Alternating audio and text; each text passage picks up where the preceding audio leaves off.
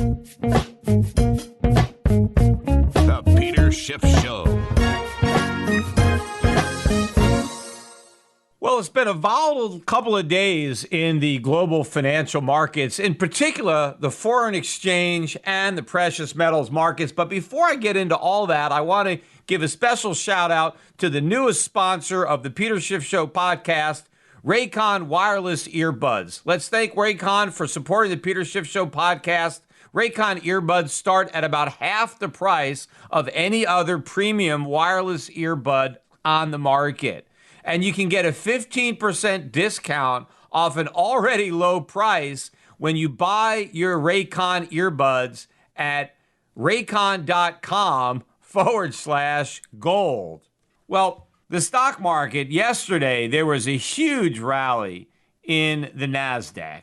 You know, while the overall stock market kind of went nowhere, the Dow was relatively flat, all this money was piling in to these overpriced momentum stocks, all the stocks that everybody has agreed are the ones that benefit from COVID-19. These are the stay-at-home stocks, the ones that aren't seeing their earnings implode. And since so many investors don't know how to invest in this environment, right? They don't know what to do because we're in a recession, earnings are collapsing, the deficits are skyrocketing, you've got all this political uncertainty, Trump is probably going to lose, massive tax hikes are on the horizon. And so what is everybody doing? Well, they're just buying the stocks that are up the most and that are the most expensive, where you don't have to worry if their earnings go down because no one gives a damn about their earnings anyway.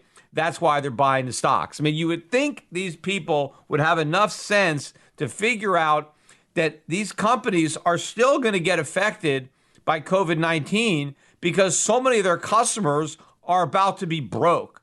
And just because people have access to your products doesn't mean they're going to be able to buy your products. Just because they can buy your products from home doesn't mean they're going to do it if they don't have any money. Now, maybe everybody assumes that they'll never run out of money because the government is committed to sending out money. In fact, I looked at the statistics now on retail sales, and it actually is a fact now that the people who lost their jobs, right, the people who are now unemployed are actually spending more money than they were spending when they still had jobs. Now, why is that? Well, because so many more unemployed people are earning more money not working than when they were working. And of course, they're not actually earning it. They're just receiving it. But rather than saving the windfall, they're just going out and spending it. And so that extra spending has artificially goosed the economy. And obviously, the companies that are getting the lion's share of that spending are the ones that are operating online, where people don't have to physically show up, you know, at somebody's store or business and risk exposure to COVID. So sure, some of these businesses are seeing a pickup in sales, but it's not going to last because either their customers are going to run out of money or their customers' money is going to run out of purchasing power because the price of everything these companies is selling is going to go way up and the customers are going to be priced out of the market, right? What they should be doing is looking at gold stocks, looking at silver stocks, understanding that those are the real COVID plays because the way the government is trying to prop everything up and bail everybody out is by creating inflation. And the best hedge against inflation is not an overpriced, social media company, but extremely undervalued mining companies that are mining the money that the Federal Reserve can't print and the money that's likely to replace the U.S. dollar in the global financial system as the primary reserve asset for central banks, and that is gold. In fact, it's ironic because I just heard today that it looks like Judy Shelton's nomination to be on the FOMC, that's the Federal Open Market Committee, may just get approved after all. And the reason is because after I don't know how many months of pressure, they finally got Judy Shelton's mind right. because she has completely repudiated, right, everything she's ever believed, right? So, she's no longer in favor of a gold standard. That's the big thing, right? But so she doesn't care about sound money anymore. She doesn't care about limited government. She doesn't care about free market economics. And so therefore now she's totally qualified to be on the FOMC, right? But the reason I think it's ironic is because in order to approve her, she has to reject the gold standard and say, no, I'm not in favor of a gold standard. On the eve of the global financial market probably going back to a gold standard, despite the Federal Reserve's objection, because the dollar is about to collapse. And when it does, gold is going to take its place, and gold is going to resume its role as at the center of the monetary system. The world is going back to a gold standard, whether the Federal Reserve wants one or not. In fact, it's not going to be the U.S. government leading the world back to a gold standard the way the U.S. government led the world off the gold standard. The world is going to drag the U.S. back onto the gold standard as it's kicking and screaming. But that is what's going to happen. So ironically, the gold standard is coming back, even though they made Judy Shelton repudiate it in order to get a ticket to the FOMC. But anyway, the big move up in the NASDAQ was reversed today. I mean, not a complete reversal in that over the 2 days, the NASDAQ is still positive, but it was down today, right? The NASDAQ finished the day down 86 points, so about 0.8%. I mean, nothing like the rally that we had yesterday. It was up a couple 100 points. But, it was weak all day, even as the Dow was up 300 and change. And the Dow gave back half of its gains, in the last hour of the day. And that's really when the NASDAQ went from about flat to slightly lower to down a more substantial amount. But again, the real action was in the precious metals market and in the Forex market. Silver in particular was the standout. I've been talking about the potential for silver on this podcast for some time. I've been predicting that we would have a very big move, single day big moves. And though we did have a big move today, this is not the big move that I've been forecasting. What I think is going to happen is going to be much bigger than today's, 7% gain at the peak. Silver ended up closing up about $1.30 and change, over 21.20. As I'm looking at it now, it's actually 21.27, up $1.39. This is a 6-year high in silver. We've blown through a couple of previous highs. Again, silver was up at $50 in 2011. That is the next stop. Believe it or not, that's where the real resistance is, and that's where we're going. But once we get through $50 an ounce, we're going to move much, much higher because we have a huge double top in silver right now. We have $50 looms very large, but there's an old saying about these double tops. I think they're made to be broken, and silver is going to break this double top. The fact that it's been there for so long means that when it does break, look out, because silver first got to $50 in 1980, right? That's when the Hunt brothers tried to corner the market, and everybody was rushing to sell their silverware because they were getting $50 an ounce. I mean, that was $50 back in 1980. $50 still had some value back in 1980. And silver did not get back at $50 again until 2011. Right. And it was just there very briefly. And then it collapsed. And, you could have bought silver for what, $11, $12 back in March. In fact, I bought some physical for myself at Shift Gold. I bought some extra coins, right early in, the COVID crisis. I wanted more silver to use as barter. And I bought some myself. And I remember it was like $12 an ounce or something like that to buy these 1 ounce rounds. And in fact, there was one guy, I think I mentioned on the podcast, a guy in Puerto Rico bought $300,000 worth of it down there, and it was shipped to my house because they wouldn't take it at his house. He came in an Uber to my house to come pick it up. The Uber driver had a mask on. He had a mask. He showed up and he picked up $300,000 worth of silver. I mean, he needed 3 or 4 trips to get it all in the car because it takes up a lot of space. But now, 21, 27, and what is this? We're not even finished with July yet, but we're still not back at 50. 50 is a very, very huge number. But once we take it out, and once 50 goes from being resistance to being support, it's going to be massive support. And it is going to provide kind of like a launching pad for a massive move up in the price of silver. In fact, I think one of the reasons that gold's rise was a little subdued yesterday, because silver was up big yesterday, not as much as today. It was up over 50 cents.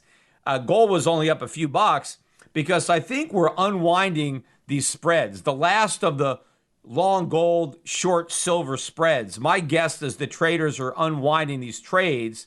And so temporarily, in order to do that, you have to sell gold and buy your silver. So that's kind of suppressing gold. Although today, gold was up $23.50, $18.41. That's a new 9-year high. But the percentage gain not nearly as large as the percentage gain in silver. But I think the unwinding of this trade is very important. And once they're finished unwinding, then that bit of selling pressure on gold is going to be gone, but all the selling pressure on silver is going to be gone because no one's shorting it anymore. They're just going to be buying it, right? And silver has a long way to go.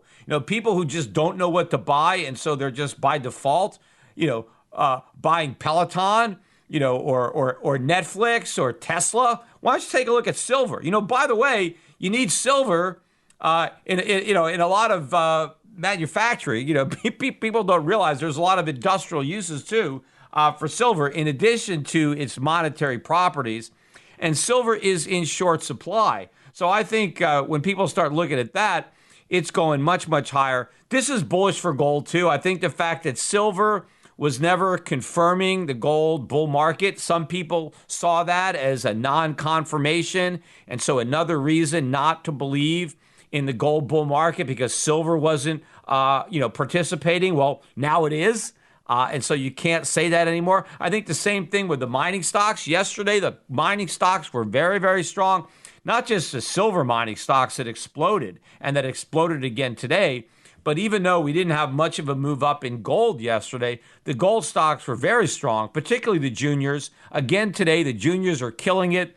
The bigger stocks, didn't have much of a gain. I mean, they opened a lot stronger than they closed. But again, I think this just shows that there's still some waning skepticism out there for this rally. People still don't get it. I was watching CNBC pretty much all day today in the background. I mean, I can't really watch it because I'm on the phone all day now. Our phones are really ringing. We got tons of inquiries now coming in. Of course, a lot of that is thanks to Joe Rogan.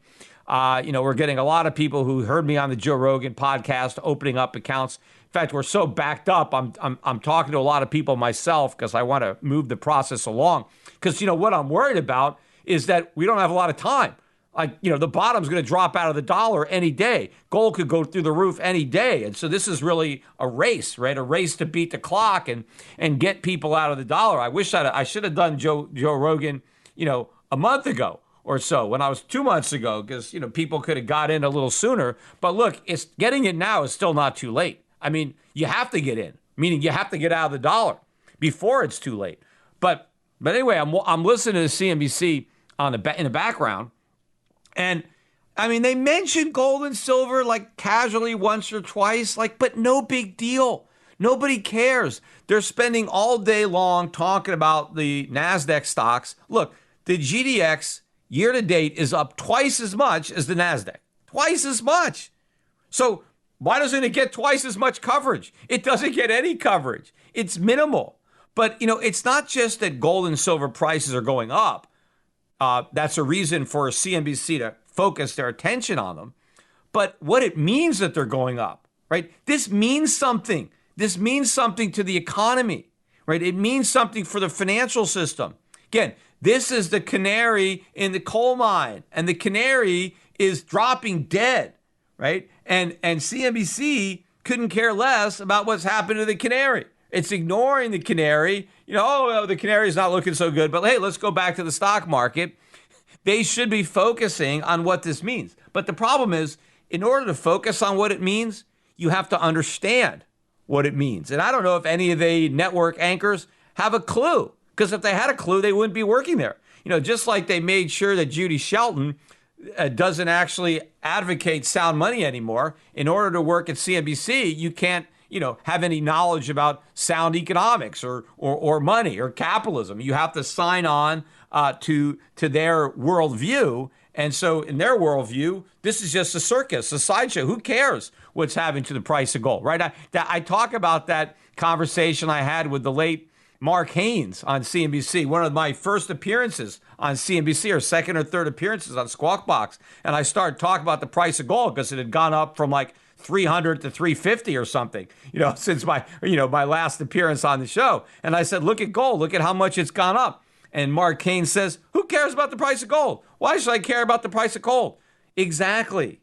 You need to care. And I said back then to Mark Haynes, one day you will care. Unfortunately, he didn't live long enough to realize how important the price of gold is. But a lot of his comrades over there at CNBC, they're going to live long enough. They're going to see why I was so concerned about the rising price of gold, because I understood what it meant and why I was so adamant that CNBC viewers need to buy gold. Right, which is, why they stopped having me on, because they don't want their viewers buying gold. They want to buy these overpriced stocks. Well, eventually they're not going to have any viewers because their viewers are going to be too broke to care about the market.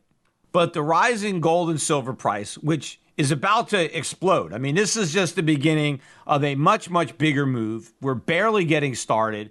And it's also coinciding with what's happening in the U.S. dollar. The U.S. dollar was broadly weak today. This is one of the weakest days I've seen in the dollar all year. It fell across the board. The dollar index settled at about 95.20, down about 70% or 70 basis points on the day. This is the second lowest close of the year for the dollar index. There was only one day in early March where we closed lower than this. We were at 94 and change, 94.70 something or 94.80-ish. We're almost there. And I think once we close below that March low, then we're going to have a pretty quick drop, maybe down to around 92-ish on the dollar index before we consolidate a little bit.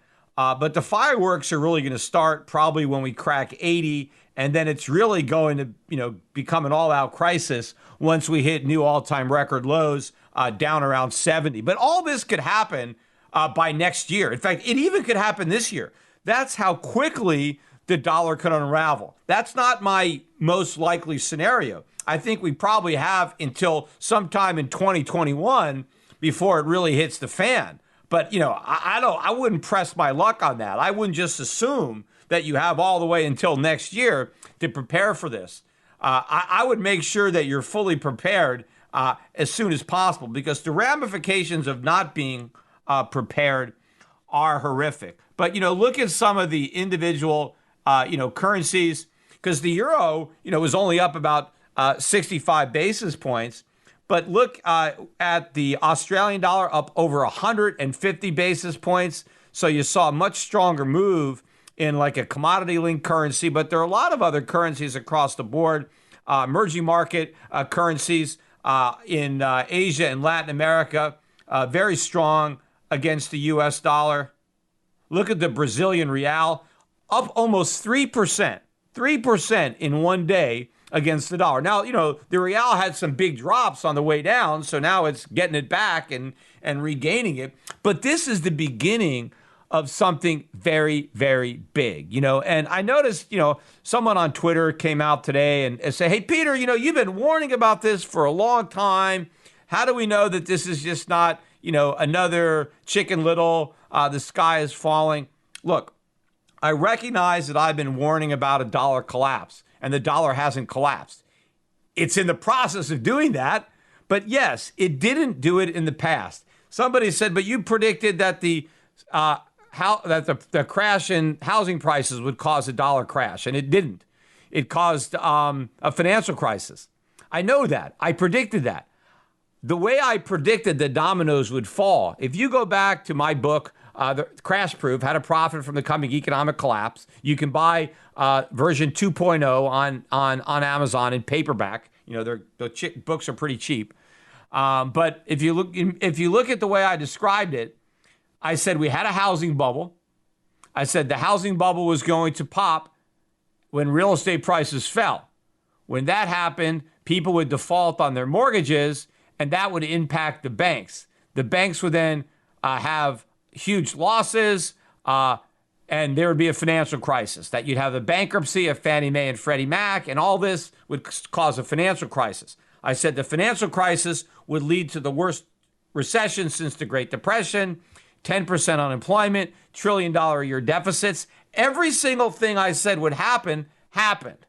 Then I said, as a result of all that, the Federal Reserve was going to slash interest rates and print a bunch of money to try to prop everything up. That happened too. It was the consequence of that, the rate cuts and all that money printing. That's what I thought was going to cause a dollar crash. That's the only piece of the puzzle that never came into play until now, or until soon. It's going to happen. What I didn't understand was that we would be able to kick the can down the road for a decade, that we would be able to have this financial crisis and Great Recession. We would be able to slash rates to zero and do all this quantitative easing, and the dollar wouldn't collapse. And the fact that it didn't collapse last time, that is what created this massive complacency that it's not going to collapse this time. But the guy on Twitter or somebody said, but what's different now? So if it didn't collapse back then, why would it collapse now? And it's not about the fact that it's different. It's just that it's so much bigger. It's so much worse. This can is just so massive that I can't even imagine the possibility of it being kicked down the road. It just doesn't even seem possible that if you tried, you would just break your foot. How could it be? I mean, you have to admit that what we're having now with COVID-19 and the current reaction, government response, coupled with all of this civil unrest and the Black Lives Matter stuff, I've never seen anything like this. I mean, nobody's seen anything like this. And so the enormity of the deficits that are now being created just blows the mind on what they're doing, right? And so this is it. I mean, this is so much worse than anything that I contemplated when I was writing Crash Proof, that we would get so bad even before the dollar crashed. This is why the hyperinflation outcome, where the dollar crashes to nothing, is not just a long shot. It may be the most likely outcome. And that's what makes this so scary. And, for people who don't think we're going to have a dollar crisis, see, this is what you have to ask. You got to ask yourself this question. Okay, if the dollar's decline really accelerates, which it certainly could, how do we stop it? How does the government stop the dollar from falling? Because otherwise it'll just keep on going down, right? There's so many dollars in the world, and we're creating so many, we're printing so many, our deficits are massive, all right? And there's so many dollars that are just being held around the world. And if there is just a trend where the dollar just goes down every day, well, then people are going to keep selling dollars, and the dollar is going to keep falling. And then it's a self-perpetuating spiral. The more it falls, the more people want to get out. And the more they get out, the more it falls. And it's just a vicious cycle. So how do you stop that cycle? What does the U.S. government do? Well, there's only one thing it can do. It needs to reverse monetary policy. It needs to start selling into the market all of the bonds that it's been buying. It needs to shrink the money supply dramatically. It needs to withdraw money from circulation and put bonds back into circulation. Now, of course, a lot of these are junk bonds. Who the hell's going to buy them? I don't know, right? Mortgages, muni bonds, and they have to dramatically increase interest rates. How are they going to do that? Right? Even if they wanted to do that, can they? With all the debt out there, who can pay dramatically increased interest rates? And in fact, if the Federal Reserve saves the dollar and stops it from falling, the U.S. government is going to have to abandon all of its stimulus plans and adopt austerity, right? It won't be about another stimulus or another relief package. they're going to have to be dramatically cutting government spending and raising taxes. That's what it's going to take to stop the dollar from falling. Well, can any of that happen? Of course not. I mean, there's no way that's going to happen, especially in an election year, right? Do you see massive government spending cuts on Social Security and Medicare or big tax increases? They're talking about cutting the payroll tax. Is there any chance they're going to increase it just because the dollar is starting to fall? And we got to appease the Chinese or the Japanese because, they're losing? No, there's no way. So since it is politically impossible to stop the dollar from falling, well, then it's not going to stop. I mean, apparently nobody on Wall Street has heard of Murphy's Law, right? A very simple law. I mean, you'd think people would know about that now that we had COVID-19, right? Murphy's Law is anything that can go wrong will go wrong. Well, can't you contemplate the possibility the dollar really starts to fall, right? And if it does, we're done. I mean, foreign central banks aren't going to save our banking like they've done in the past. They're not going to come in with massive Forex intervention. In fact, they can't even do it. It would be too big. The problem is so much bigger now than it was, in the past, like in 1987 when foreign central banks came in to try to help the dollar. They've done that. But now, look, our national debt is too big. Our unfunded liabilities, our net debtor stat. I mean, there's just no way. And we've pissed off all of our trading partners and creditors anyway. They're not going to try to help. In fact, they're going to be relieved when the dollar crashes. That's been a big problem, especially for the emerging markets. So they're not going to do anything to change that. So we're going to have to be the ones to stop the bleeding. But of course, in order to do that, right, we're going to have to inflict another wound that may bleed even more. And so it's impossible to stop the dollar from falling. That's what people have to recognize. And the other, factor where I'm not really so sure which is, going to come first, right? Which is going to be the cart and which is going to be the horse. Because you have two markets. You have the gold market and then you have the foreign exchange markets. So one possibility is that a crash in the dollar causes a run on gold, right? So the dollar really starts to lose value against other fiat currencies. And now foreign central banks want to, replace the dollar in their basket of reserves. And they want to have more gold. They need reserves that are holding their value. And the same thing with people around the world who have been saving dollars. They want to change up. They want to go out of dollars and they want to go into gold. So it could be the weakness in the dollar that causes a run on gold. Or it could be the opposite. It could be a surge in the price of gold that causes a run on the dollar because it's almost the same thing, two sides of the same coin.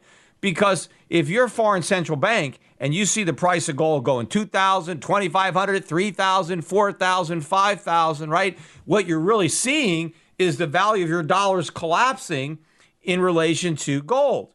And now you want to get rid of the dollars you have to get more gold because gold is the US dollar's principal competitor when it comes to a reserve asset. I mean, you could say the dollar competes with the euro and the dollar competes with the yen, and I think that's true, but all those currencies compete with gold. And since the dollar is the primary competitor or the primary reserve asset, it is going to be most impacted by gold. And so I think when everybody who's in the dollar's corner, right, when they throw in the towel because the dollar is losing this fight, they're just going to fully embrace gold. And so it's either going to be the dollar crashing that causes gold to soar or gold soaring that causes the dollar to crash. But, you don't have to know which one it's going to be. Just get out of your dollars, get into gold and get into silver and do it fast because time is running out. And I think the longer you wait, the more expensive it's going to be until one day it's prohibitively expensive because at one point, it may not matter how many dollars you have. You may not be able to buy any gold. The price of gold could be infinite because the dollar could be worthless. One thing that you can do with your dollars before they become worthless is use them to buy a pair of Raycon earbuds. Whether you're working from home or working on your fitness, you want what you're listening to be what you're listening to, especially if it's a Peter Schiff Show podcast. And everyone needs a great pair of wireless earbuds. So before you drop hundreds of dollars on a pair, you need to check out the wireless earbuds from Raycon. In fact, I got my pair in the mail the other day. I got a free pair, but I actually have a far more expensive pair of earbuds that I had bought on my own in the market. So I did a little test and, I tried out both pairs, and you know what? I couldn't really tell the difference. I mean, they're both great. The sound quality is great. They fit comfortably in your ear. But the Raycons were less than half the price of what I had paid for the ones that I had already bought. So why pay more when you can pay less? I've teamed up with Raycon, and they're offering 15% off when you buy your Raycon earbuds at raycon.com/gold. In fact, the only problem I had so far with these earbuds is keeping them away from my 7-year-old son. He was with me when we were testing these things out, and now he loves them, and he's constantly, taking these things away from me because he wants to use them with his iPad. So I'm probably going to have to go out and get another pair, which I can do because, these things are very affordable relative to what I had paid in the past. So I really think they're an ideal sponsor for the Peter Schiff Show podcast because you can listen to the Peter Schiff Show podcast using your Raycon earbuds. Unlike some of the other wireless options, Raycon earbuds are both stylish and discreet with no dangling wires or stems to distract anyone during video calls. The company was founded by Ray J. Some celebrities like Snoop Dogg use them, so I think they're great. So get the latest and the greatest from Raycon.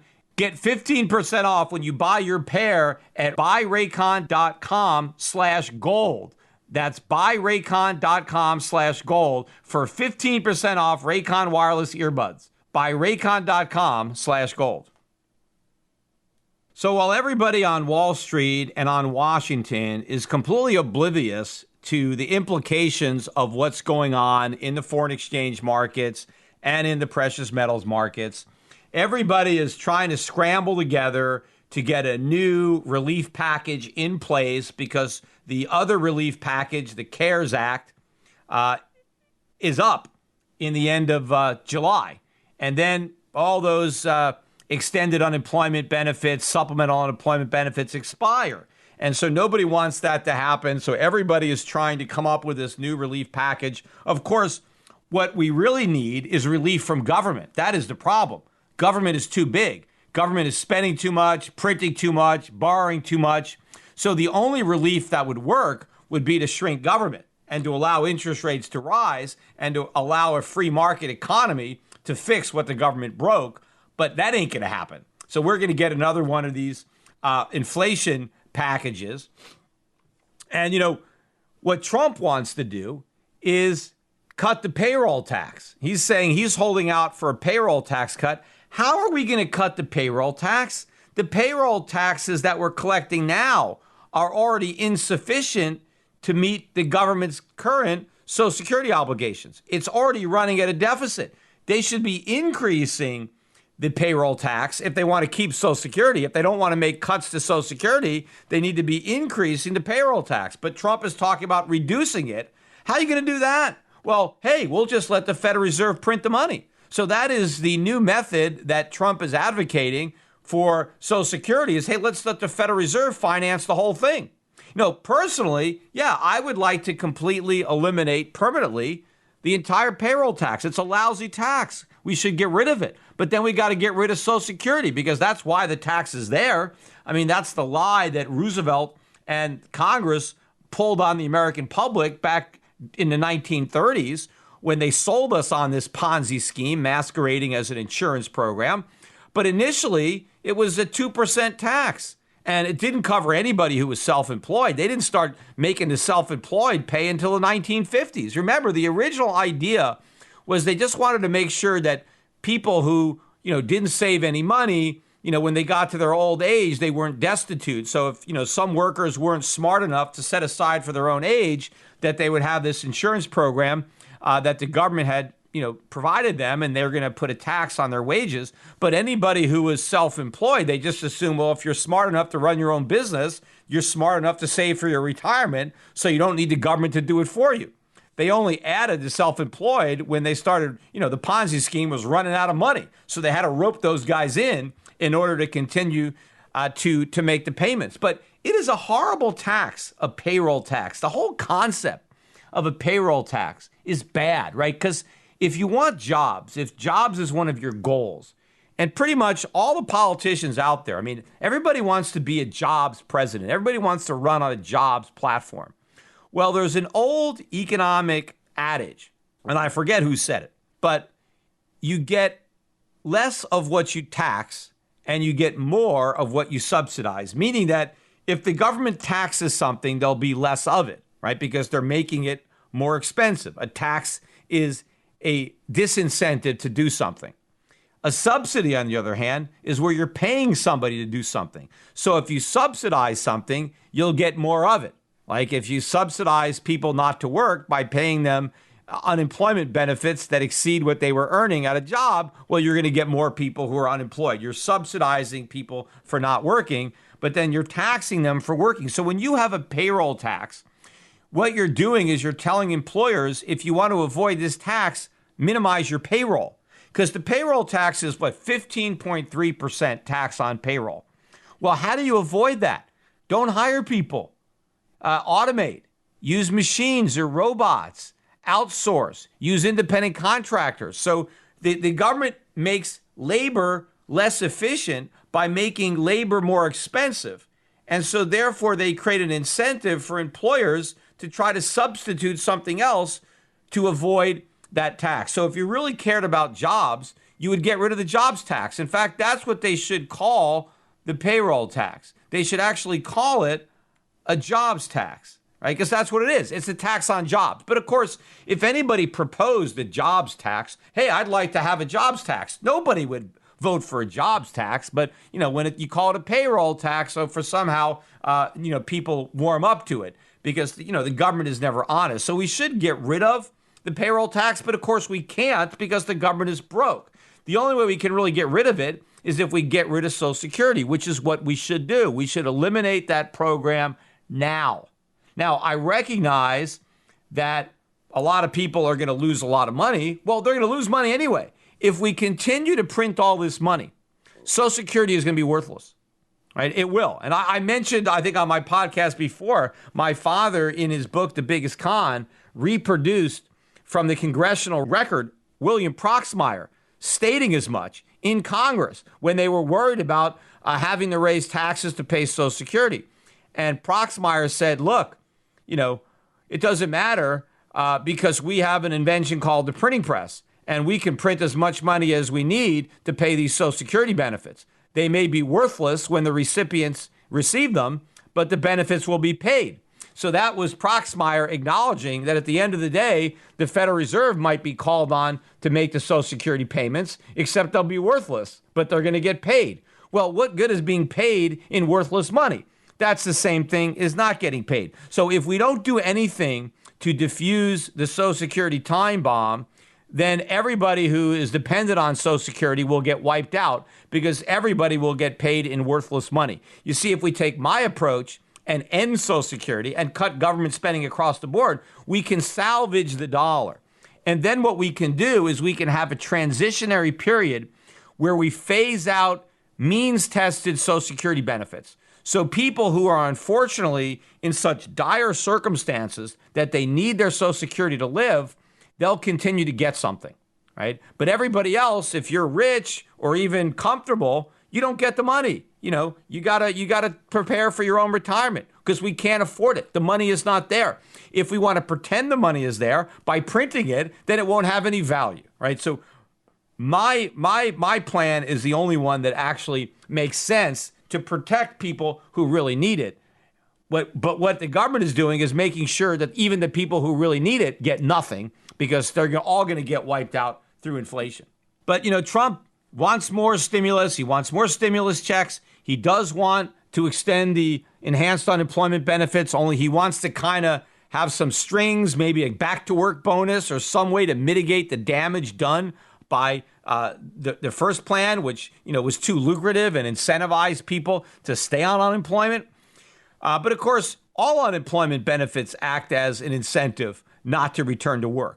It's just that the higher the benefit, the greater the incentive. Clearly, if you're paying people more money not to work than when they were working, yes, you have a massive incentive not to work, and that is the bigger problem.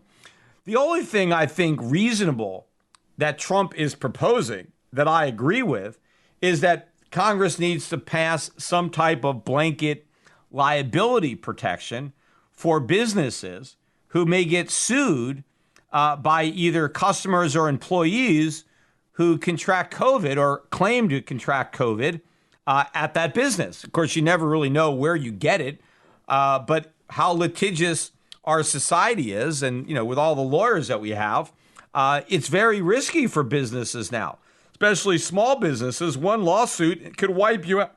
So I totally agree with Trump that there needs to be a blanket protection where at least if you follow some kind of standard protocol, you can't get sued. If somebody gets COVID-19 and they want to claim they got it at your place of business, okay, that's their own risk. If you don't want to take a chance of getting COVID, then don't go out. Stay in your house, order in. But if you go to a restaurant and then you happen to get COVID at that restaurant, you can't sue the restaurant because you knew COVID was out there and you went to the restaurant anyway. So you're agreeing to expose yourself to a certain amount of risk. The problem in America is everybody wants to blame everybody else when anything goes wrong. Nobody wants to take responsibility for their own actions. Look, you go out to a restaurant, if you drive there, you run the risk of getting into a car accident. You can't sue the owner of that restaurant if you got into a car accident on the way to the restaurant. It's not his fault. Just like you can't sue him if you happen to get COVID, even if you get it at his restaurant, right? You're the one that made a decision to drive the car. You're the one that made a decision to eat in the restaurant. You need to deal with the consequences. Now, if there was rat poison in the food, okay, now you got a legitimate beef. But you can't sue because you get a disease that is out there and is airborne. Right? So that is a good thing. But the problem is the Democrats, who are really controlled by the trial lawyers. See, the trial lawyers don't want that. They want to sue. The more lawsuits, the more money they make. So this could be, a logjam there. But I'm sure at the end of the day, the Republicans are going to fold because the election is coming up, and there's no way that Trump is going to deny anybody more aid. Because I think the way the Democrats are looking at this, any delay works in their favor. To the extent that unemployed don't get more benefits, that more stimulus checks don't come, that just weakens the short-term economy driven by spending borrowed money, and it's going to put voters in a worse mood. And Trump is already way behind. He's 15 points back in the polls. He really needs a miracle to turn this around. And so he's not going to do anything to separate voters from government stimulus money. So at the end of the day, I think the Democrats have all the cards, and they are going to push a bigger, more socialist-leaning package. Although the whole thing is already socialist, but they'll just make it more so. And that just means it's going to be more expensive. It's going to do even more long-term damage to the economy, to the dollar, which is why the dollar is under so much pressure right now, which is why gold is going up, because people around the world can see the predicament that we are in, and there's no way out of this. We have now set this thing in motion where you have all these Americans who want to stay at home because they don't want to get sick, and they've been told that because it's not their fault, they can stay at home and they can get money from the government. And in fact, they can get more money not working than they used to earn when they were working, and so that's what people are going to choose. So we've now set this thing in motion. We have so abused the privilege of issuing the reserve currency. We've got to the point where we're saying, hey, it doesn't matter. Deficits don't matter. We can print as much money as we want. Nobody has to work. Nobody has to produce. Everybody can have a high standard of living because we're just going to flood the world with our paper money. Well, the world is saying, no, thank you. We're not going to allow this to happen. In fact, the only way to stop it, and there's only one way, the only way is for a dollar crisis. Because until the dollar crashes, we're going to keep borrowing and spending money. The only way to make a stop is for the foreign exchange markets to end the party. See, it's not the bond vigilantes anymore. See, they're long gone because the Fed has taken them out of the game, right? But the only way the Fed is able to prop up the bond market is by sacrificing the dollar. And so it's the dollar that's going to crash, before the bonds. And then, of course, the dollar crash ultimately crashes the bonds. But even if bond prices don't crash, bonds are denominated in dollars. So by definition, if the dollar crashes, the bonds have crashed. You've lost all your money in U.S. Treasuries, even if U.S. Treasury bond prices don't drop, because the prices are denominated in dollars. And if the dollar loses value, then your bonds have lost value. So that's what's coming. It's the only way this thing can end. And my point is, you got to protect yourself. There's nothing you can do to protect the country. I mean, the country is going to go through this crisis. We can't stop it. All we can do is, to the best of our ability, protect ourselves and protect our families. And that's what I am, trying to help everybody do at Euro Pacific Capital with my managed accounts, by getting people out of US dollars into foreign stocks, into precious metals at Shift Gold, or, with the Perth Mint here, and getting people into gold stocks, because I recognize that while I can't save the entire country, I can save those few people who are willing to help themselves, right? And of course, I can't do it for you, right? At the end of the day, you got to be the one. You got to make the decision to help yourself, because I can't help you, right, unless you are willing to be helped and you make the effort to give us a call and work with the brokers and get your portfolio reallocated, get out of Dodge, get out of these overpriced US dollar denominated assets, and protect yourself. Now, I made a note too. One thing I wanted to just mention to wrap up the podcast, going back to my Joe Rogan experience, the student loan crisis came up quite a bit, as it has in previous Rogan podcasts. But we forgot to cover the debt forgiveness, right? Because that's what all these Democrats are talking about, right? Forgiving the debt. And so we never really got around to discussing my view on debt forgiveness. And a lot of people would probably be surprised, but I actually believe that we do need debt forgiveness.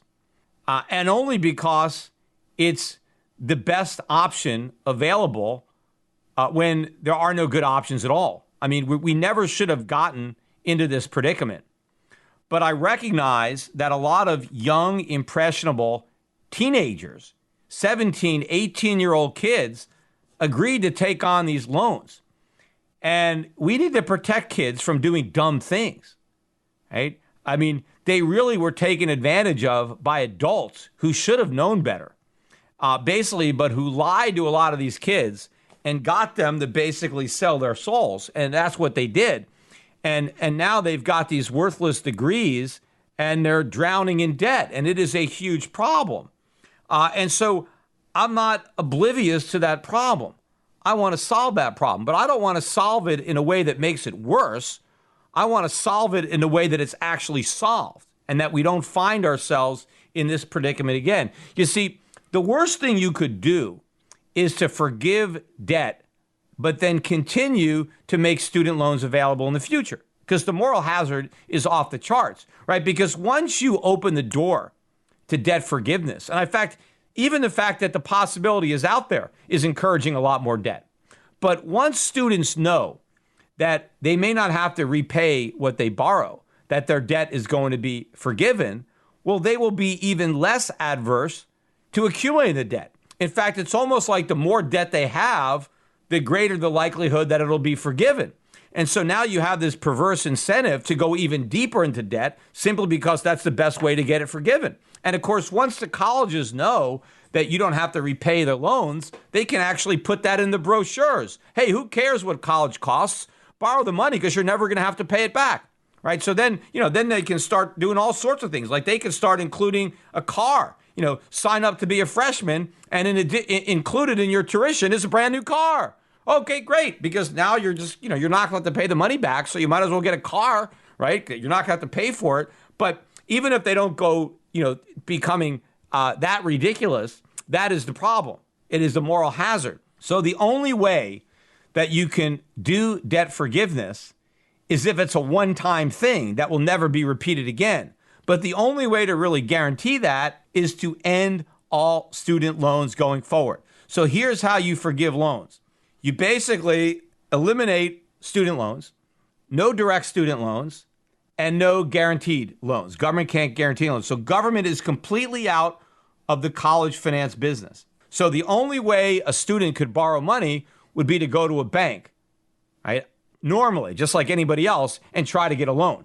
And of course, the bank would know that the student might not pay it back and that he can go to bankruptcy and have it discharged. See, right now, student loans can't be discharged in bankruptcy. You got to change that and allow them to be discharged in bankruptcy, which in and of itself would amount to forgiveness, because I am not for a blanket forgiveness.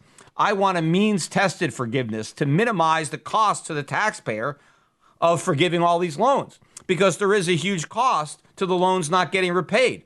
So obviously, if you're very successful and you're making a lot of money, okay, you got to pay back your loans, But if you're broke and you don't have any assets, I think it's better to forgive the loans, either by an outright forgival or just allow people who are broke to go to bankruptcy and have their loans discharged.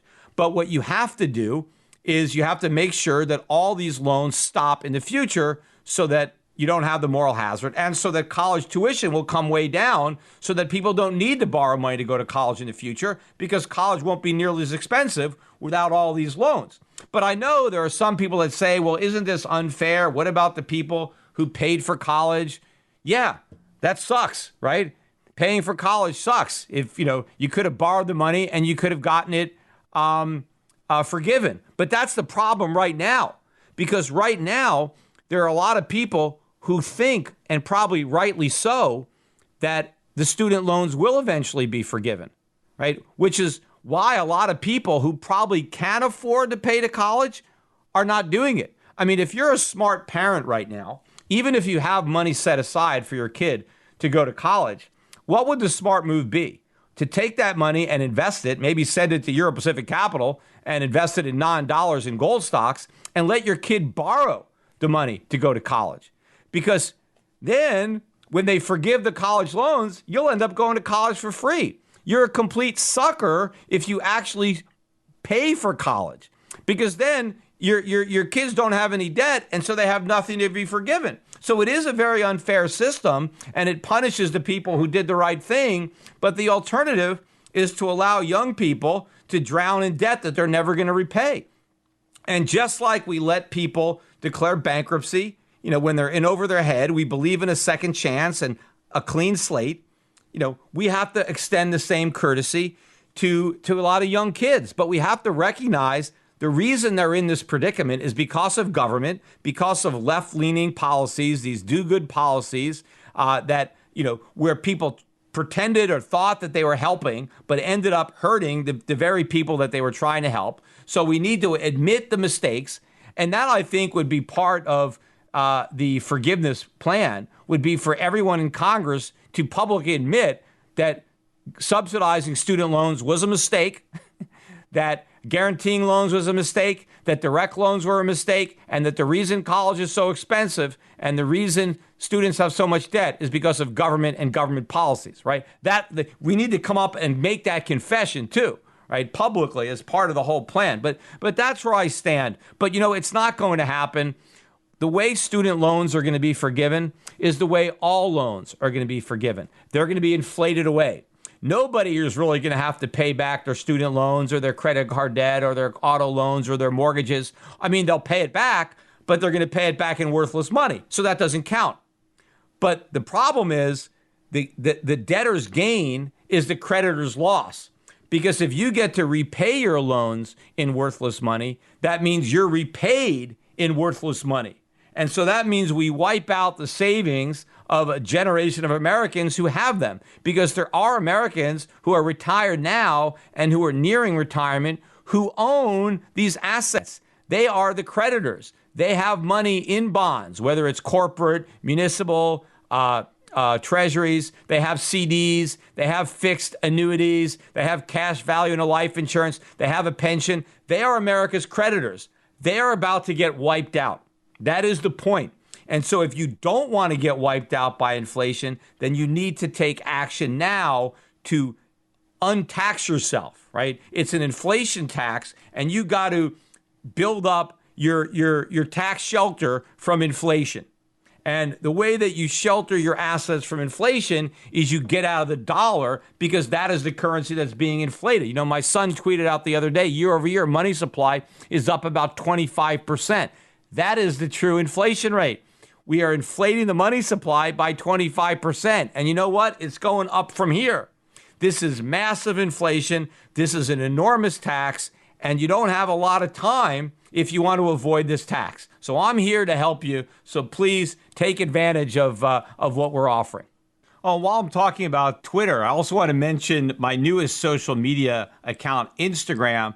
More people are now following me. I'm over 28,000 followers. So I guess it's not bad for a little over a week, but considering that I have over 260,000 followers on Twitter and almost 350,000 subscribers to this YouTube channel, and I have well over 100,000 people who regularly listen to my podcast on a daily basis, I should have a lot more Instagram followers than I do. It's no big deal. You just go over to Instagram and follow me. And if you don't have an account, just set one up and then follow me. Right? So don't be a slacker. Help me out. I'm intending to use Instagram a lot more, but first I need to build up a bit of a following because it doesn't make sense for me to use it a lot if I don't have a lot of followers. But once I have a good army of followers, then you guys can help me spread the truth to a lot of the younger people who are on Instagram, because I want to get to some of these young people who are being completely brainwashed by the media and by their schools, either in their K through 12 or in secondary, or rather in universities. They're getting completely brainwashed when it comes to economics and understanding this country. And so they're all on Instagram. And so maybe if I'm on Instagram too, I can get to them and I can be persuasive and be a voice of reason to counteract all the nonsense that they're being bombarded with on a daily basis.